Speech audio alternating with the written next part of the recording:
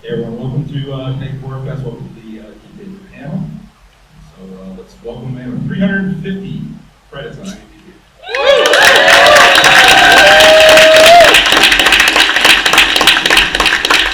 Thanks to you all. So I appreciate it. So obviously this is a horror con, so we're going to talk about his great, amazing horror contributions. But let's not forget the great comedies this man's been in. There's something about Mary. The very underrated Men at Work. Absolutely. It's such a great film. His voice work, Spawn, Rick and Morty, goes on and on and on. But this is HorrorFest, so let's talk about two incredible films this man was a part of. First in 1982, John Carpenter's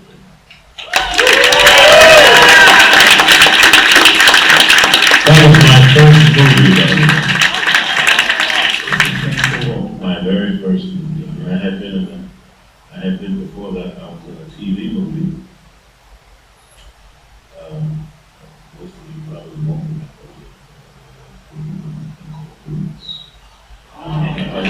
Well, it was Roots, and then it was Roots 2, the second generation. That's what, and that's the. I was up for the part to play James Earl. I was going to play before Alex Haley became James Earl Jones. I was up as a younger man. I didn't get the part. Damon Evans got me back. But they liked me, so they kept me on as one of Dr. Haley's students in the scene that, Dr. Haley is teaching. And I was a student and I had a question. But I got cut. That was my first experience being cut. And the only, I was in it, of course all my motherless friends were like, oh, I saw him, I saw your son. No, you didn't. Because the only thing that you saw of me, I know that I was in that scene because I recognized my torso. As I wiped the camera, my head was cut off, or you saw was, I know that was me, but no one else. I had no sign. But, such is life. In fact, somebody came to me today and said, I saw you in Roadhouse. No, you didn't. I mean, well, yes, you did. I mean, I was in Roadhouse. I still get fifth billing on a single car, my own name by myself. I still get paid for it, but I got cut off. I mean, you see me handing the phone to Patrick Swayze, and you see me sort of wipe the camera in the background, the bar. But that's about what you see. You wonder, why is his name up there like that? That's what we do. Anyway, but that was one of the first. That was the first major film that I was in because that movie bought me a new car and helped me move to a new one. Oh yeah. It was a 4-week engagement that turned into 11 weeks. So that was pretty good. But the day after the wrap party, I got a call from the director. He said, keep going. I got 3.5 hours worth of movie and I'm going to cut to 2:15. So, you're out. Sorry. And I'm like, but what can I say? I still got paid, I still get paid. And at the end of the day, I still get paid. So, I'm not mad about nothing.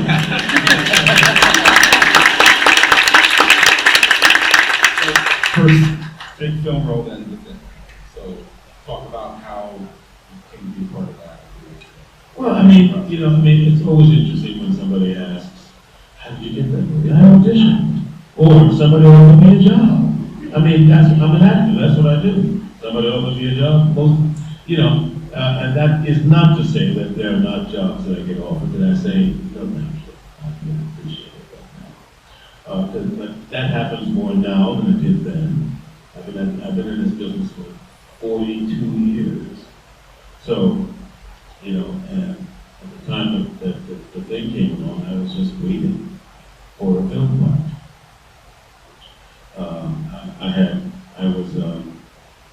I was with the acting company. We had just done a 4-month tour of the country. And I came home and we were playing, we were at the, I think it was the American Theater. Anyway, I'd come home, that was the reason I came home for a couple of days. And I got an audition for this movie called The Thing. And then, you know, it was a very interesting audition because, you know, in the movie itself, the guys start arguing, who's in? She was not me. Well, when you're reading the script for the first time, it's just a bunch of voices having that conversation, so we have to pretend like there's stuff happening. And you know, I had only graduated probably 2 years before that, so I wasn't really used to movie audition. And there was a bunch of guys, some I recognized from other auditions that were in the room, but this was a callback. And we were in the producer's office with a bunch of suits behind the desk, and the actors were in front, and they all looked up. And I was fascinated. He was a good actor. Now, most of them, I don't remember anyone in that audition who got the movie except me. But they were good New York actors. And so, like I said, in the producer's office, and his offices got his desk, his phone, papers. So, if you remember the thing, I was going to, Charles was the sort of strong, silent type. He doesn't say a whole lot. I think the fullest sentence I said was, I don't believe any of this voodoo bullshit. Do you believe any of this voodoo bullshit? Most of the time I was like, no, hell no. True sentence. So, as we're going through this audition, reading this scene, I'm fascinated because, like I said, these guys are good, and I'm really looking at them back and forth, and suddenly, in the middle of this argument, one of the actors goes on to the producer's desk, and he just wipes the whole desk of shit off. Throws everything, phone goes everywhere. Everybody's like, what the just happened? And I'm sitting there watching, and all of a sudden the room goes dead. And I'm just anxious, and I look around. And they say, who's next? And I look down, oh, it's me! Hell no! So, I think ultimately, John told me later, as I recall, that one of the reasons I got the job was because I listened well. I didn't know how to take it in. But I also think it was because the role, as I heard, and I don't know how true this is, one of these days when I get to see John again, I might ask him, but I might not. But what I understand was the role might have gone to Roger Mosley, and Roger just passed away, God rest him, who wound up doing Magnum PI. Because he got Magnum, the role had to go to somebody else. It went to me. So, whenever, I used to see Roger and I said, thank you, man. That's what I think happened. That's what I kind of heard happen. But, believe half of what you hear and none of what you see. It doesn't have to be true. But it's a good legend, right? That's it. So, obviously, the film takes place in Antarctica. We didn't film in Antarctica, we did film in British Columbia. Right. So my question is, how harsh was that? It was damn cold. However, it was a very dry cold. It wasn't like being in Chicago or Milwaukee or New York or Boston. It was very dry. I mean, first of all, I had, nicely layered up, in any of those temperatures. If you're wearing the right gear, you're pretty much protected. You're okay. The only time you're really uncomfortable is if you're dressed for one kind of weather and Mother Nature says something different. And the fight is yours, because she's going to win. So, I had on my long underwear, nice jeans, a sweater, and my down vest. If I was going to be out for a long period of time, I'd put my down coat on top of that. And you wear some gloves. And that was pretty much good protection. Even when it was 20 below. As long as you weren't going to be out there for an hour, you're going to be out there, then you have to dress for that.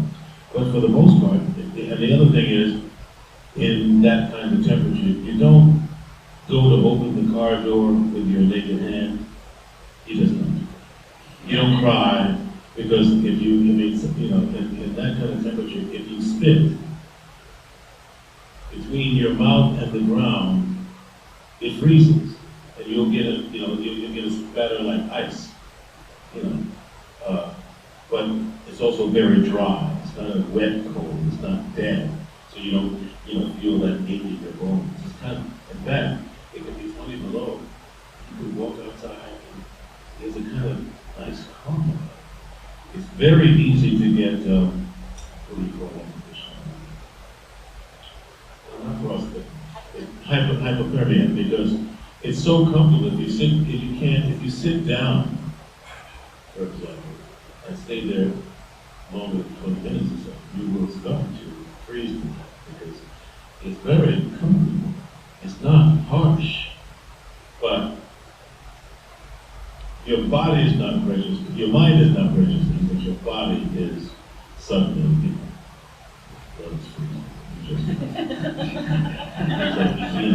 so you don't do stupid things. You be very smart to be cold like that. You learn as you go. You lose one finger and you'll never do that again. So it's still so bottom line. Well, but it didn't suck. Actually, I was fascinated by it. I remember one night in particular that I came out. Like I said, I had all that moon boots. We used to wear moon boots. Moon boots, like socks, long underwear, jeans, thermal shirt, sweater, and down vest, my gloves, and a hat. And where my hotel was like down the street, maybe 2.5, 3 blocks, to the base of a mountain. And I would walk to the base of the mountain, look up.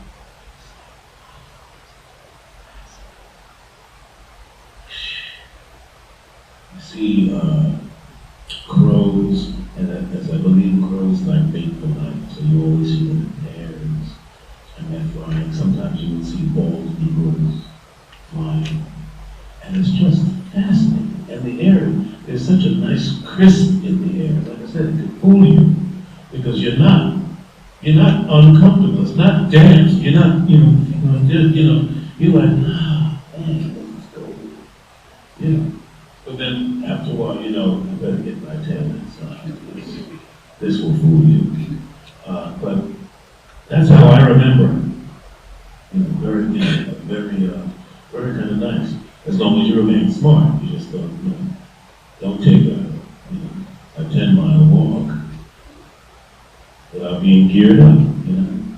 So. I'm gonna go right to the source. Was childhood thing? It's so if you think so.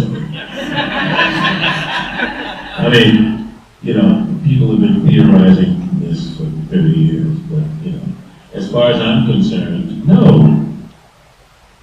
First of all, if you go with the premise of the movie, and people who ask this question usually don't, if you go with the premise, then I wouldn't know I was the thing until my existence was threatened. So I couldn't answer that question. right? Yeah, I agree. And for all those folks who think, oh, but when he spoke, there was no air coming out of his mouth. I mean, come on, folks. Have you ever sat in front of a campfire in the cold? If you ever have, then you know when there's a fire going, the wind is also swirling around you. When the wind is going away from you and the heat is not coming toward you, then you're going to get smoking. You're going to get that cold. When you speak, the air is going to do that thing.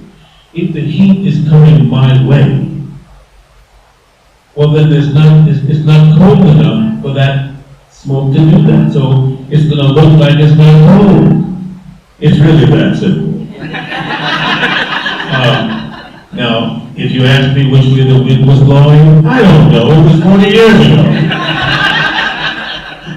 But I can tell you the truth of that. So, if you think so, whatever. If you think that proves it, well, okay.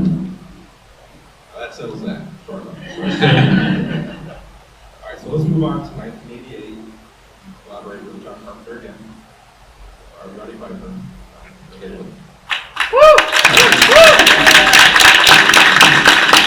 Again, really moment in my life. I get a call from John Carpenter. He said, I wrote this part with you in mind. Give it a read, let me know if it interests you. And, it would have had to be horrible for me not to like it, but of course it wasn't horrible. And he wanted to make sure that it wasn't insulting. And I looked at it like that because, people have to be very careful, especially when white folks are writing with black hearts, or men who are writing for women. You have to make sure that it doesn't cross a certain line. You want to be respectful. So I didn't find anything disrespectful about the book. I mean, here was a man who he's in California, but he is part of what, we don't talk about it so much now, but in 1988, there was the working homeless. These people worked, they had jobs, but you couldn't afford was housing because Ronald Reagan made it impossible for you to earn a decent enough living to be able to afford to work, eat, and have some place to live. It was very, very difficult. So there were many people who were displaced. And they had these homeless encampments where people would make little shanties out of cardboard, whatever. And they would find ways to try to remain decent and sanitary. They would wash up in in the park bathroom, or they would go to the bathroom at McDonald's or some fast food, or you'd find some place to stay clean. And in many, many, many, many cases, if you didn't know they were homeless, you wouldn't know they were homeless.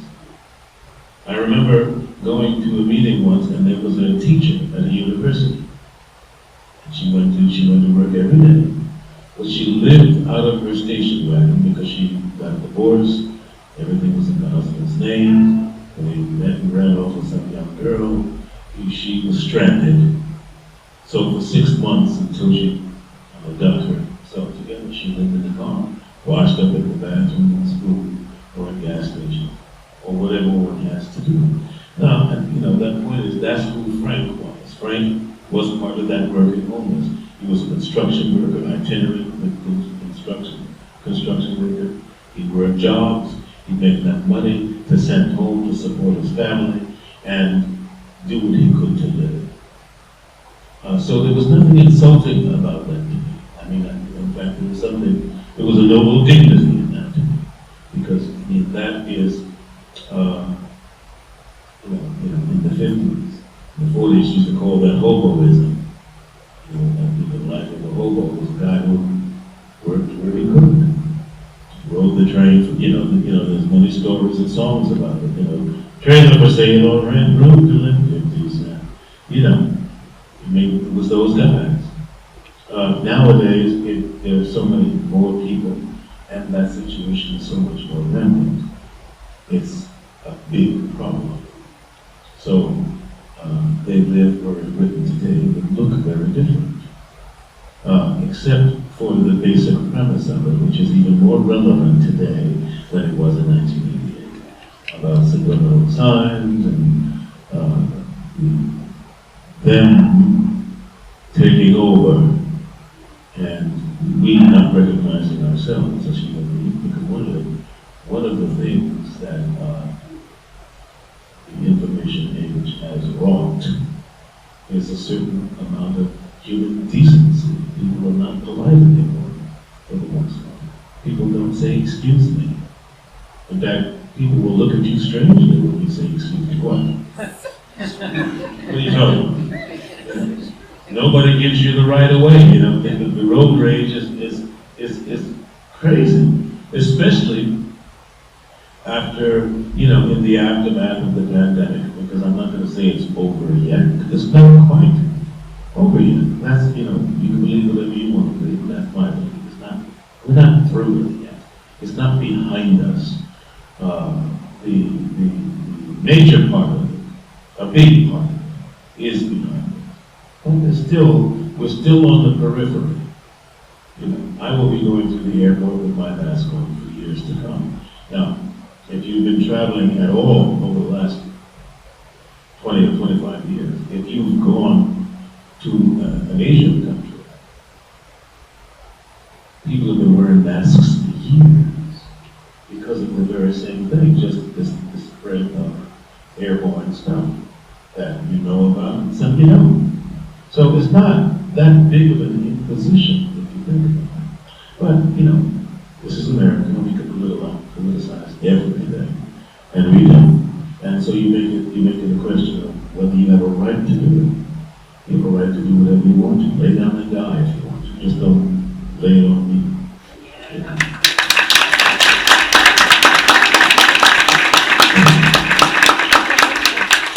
Let's talk about the infamous alleyway blazing.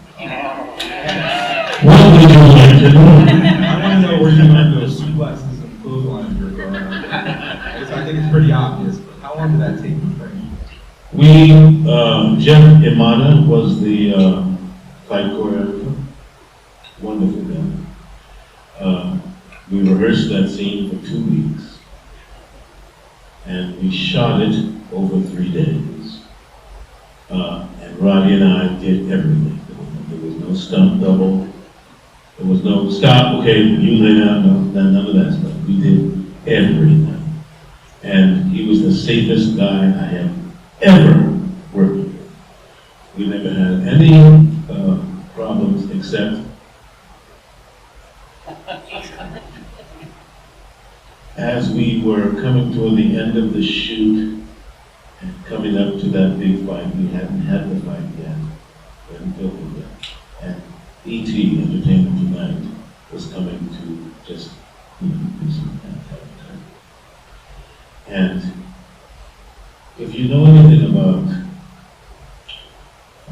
fight choreography, especially in films, if the camera is behind me, I can be this far away and throw the punch. As long as you react to it, it looks like I hit you because the camera has no depth. Well, E.T. comes, we're rehearsing the fight, and the first punch is me punching him in the face. Of course, I get too close, and I punch him right in the face. I'm like, oh shit! I'm sorry! He's like, come on. And we carried on, but it scared the shit out of me. But he was a great sport, and he taught me a lot about how to sell it, how to take it, and he showed me a couple of monstrous moves, so you don't ever want to attack me from behind. Because I got something for your ass.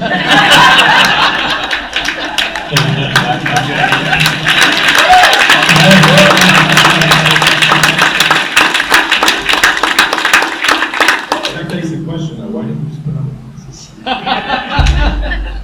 Well, did you see the movie? Yeah, come on. Well, then you know why I didn't ruin the glasses. You stay on your lane and don't ask me to do that. I'm trying to stay out of trouble. You are in deep shit. And you want to drag me into it. And I know, I'm not going there. Very good. I'll tell you. All right, so you're also currently, you're a NOPE and DC Legal Supervisors as well. By the way. So you have a movie, a Kickstarter movie coming out, right? Soon?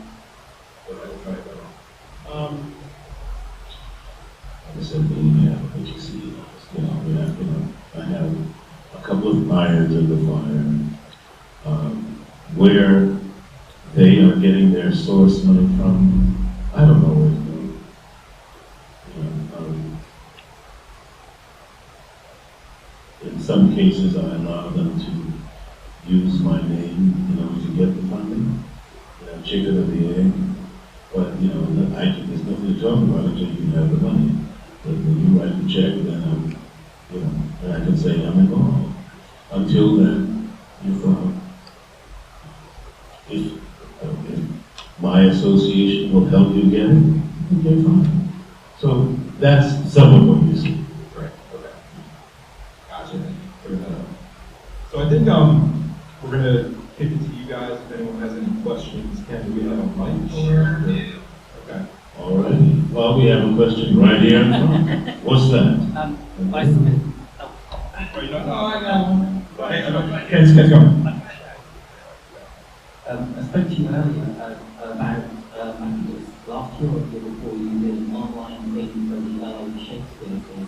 Yes. If you would, I think I can say it, because this is It's not a theater. Yeah, you did Macbeth, and you played the title role, and you were fantastic in it. And I really enjoyed it, and I was wondering, is there a chance we could see something like that on the stage with you in the title?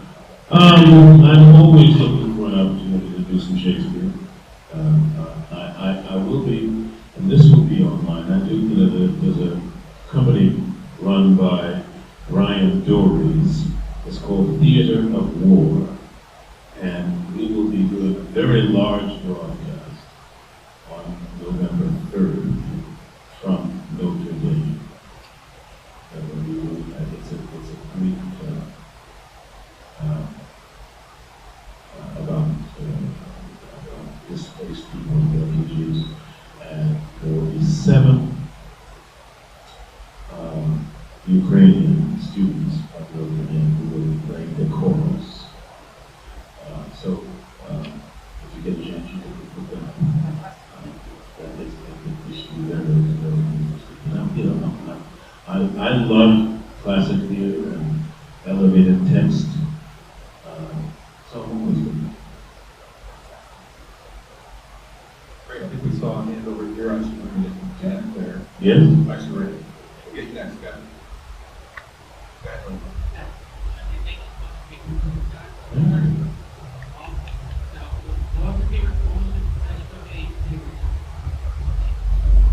The question is, what's the best movie I've played in up to date?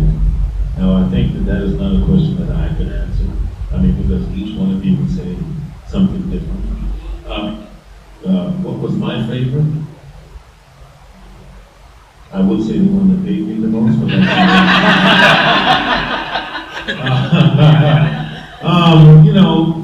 I've been blessed enough now. I've been blessed enough to say the movies that I wouldn't mention in public or out loud, most of you haven't seen, or certainly don't, it's not worth mentioning, so no one's mentioned them. And I've done a few of them. Most of the movies that I've done that you do know are movies that I'm proud to associate with. I'm glad I did it. I had fun doing it. Did I have someone more fun than others? Yes. But when you ask me the question, in isolation like that, I don't know. I had great fun doing it. I had great fun doing something just Requiem for Me.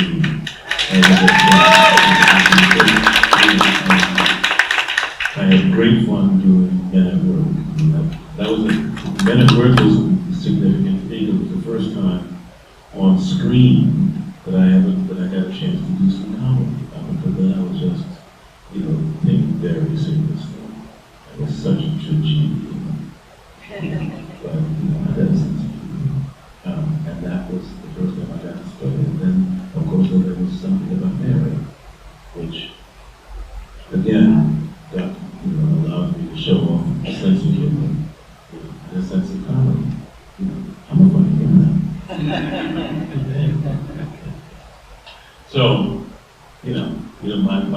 my favorite thing is mostly what I'm working on now, in the moment. Great answer. So, all right, yeah, right over here. Hi, my name is Sebastian. I met you earlier at your table. Sebastian, how are you? Very good, thank you. How many people in here saw Jordan Peele's Nope? Watching it tonight. We're watching it tonight. All right. Yeah. While your part was albeit brief, what was it like to come in and work on that film? I came in, I wasn't on the first day of filming. I think I was within the first week, because they weren't finished quite the set. So within the first couple of days, and it was fantastic. First of all, I got to be on a horse, which is always a great feeling. I've done 2 other westerns, and I love it each time. I'm looking to do another one. So say your prayers for me. I couldn't do that one. It was great. Jordan Peele's a wonderful writer, and he's a wonderful director. But he's an even better human being. He's a great human being. So it's wonderful being around him. I met him at an NAACP Image Award dinner, and we talked. Actually, we talked about, at the time, he was trying to provide gargoyles. Trying to get his permission to do so. I don't know if I don't think that's happened yet. But let's say our prayers that we can get gargoyles back up again. And what I get to do.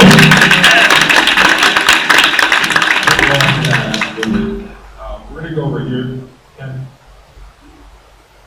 Ken? Yes, I'm sorry. Who had their hands up over here? Who had their hand up? All right, hold on. Hi, it's nice to meet you. My name is Emily. Hi, I'm Emily. curious, would you be interested in doing more comedy-based films? Absolutely. Another frequently asked question.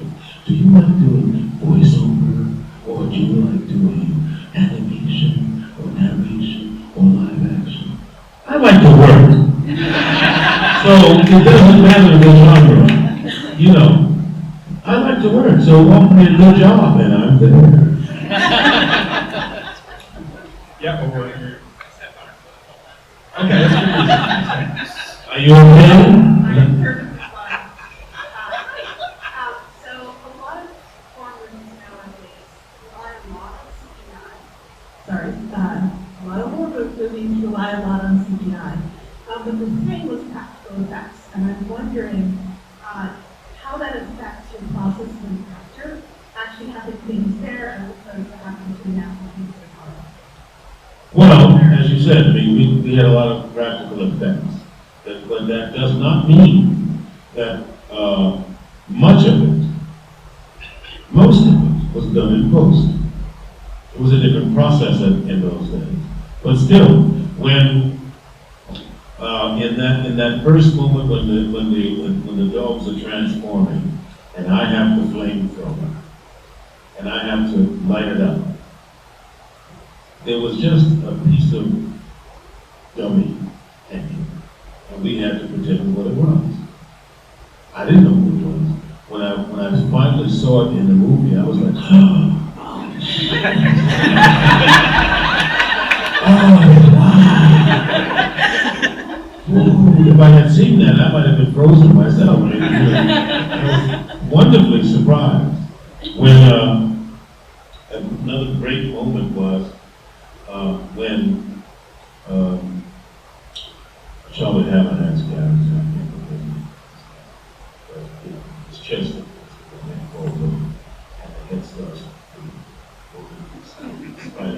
well, John told us, okay, it's going to walk from there, and it's going to walk across there like that. When it gets about here, David, that's when you get to say your line.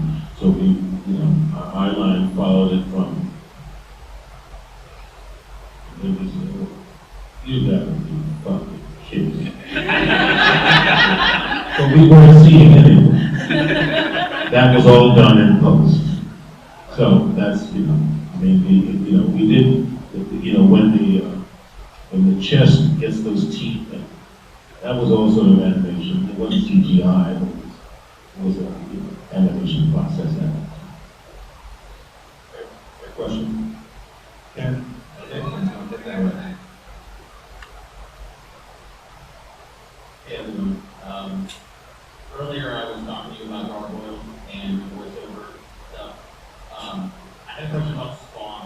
So you did the Spawn animated series, and I remember reading or hearing something about like the Bible that was in the series. Is that true?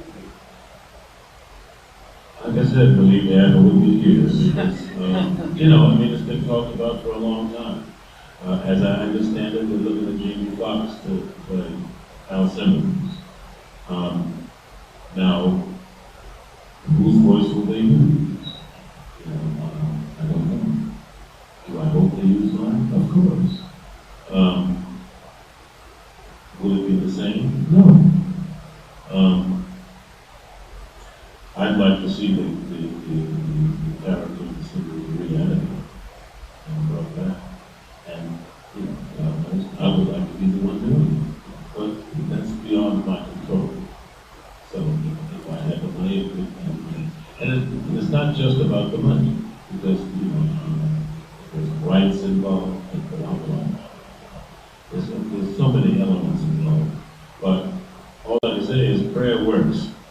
Say your prayers, hope it's me, and let's get it done.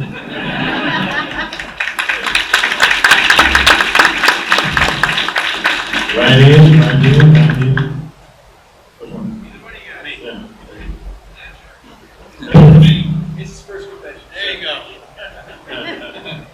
Hi, I'm a big fan of yours. I got a question. Have you been offered the job to reprise the role of the arbiter for future Halo games? It's a question that, if I knew, and I told you, I'd probably have to kill you. Those are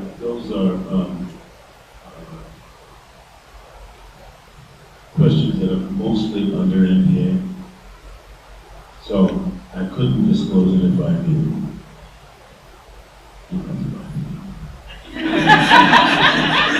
Which is the point. All right, I'm going to take the last question. Last question. What is your favorite horror movie that you're not in? Why is it Halloween?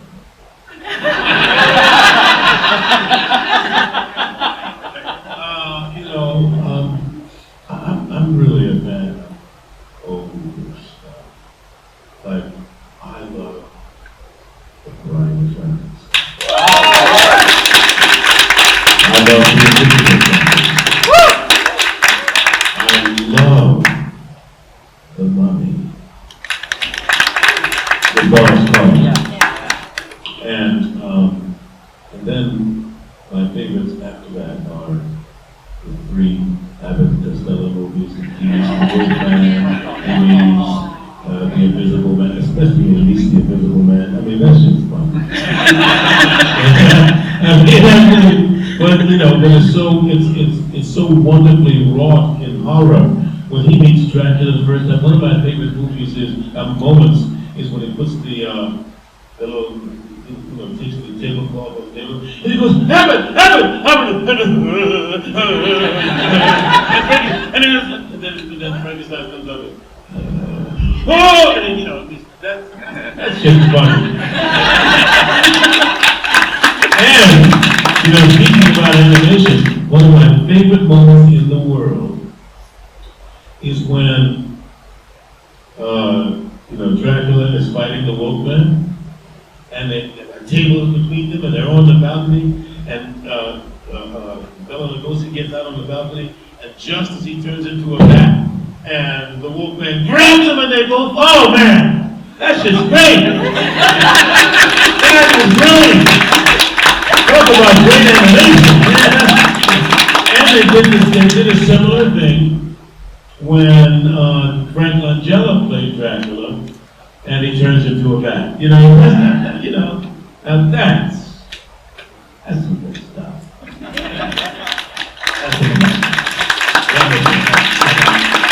All right, so let's hear it for Mr. Keith David. Thank you guys for coming. Always good to see you. Thank you.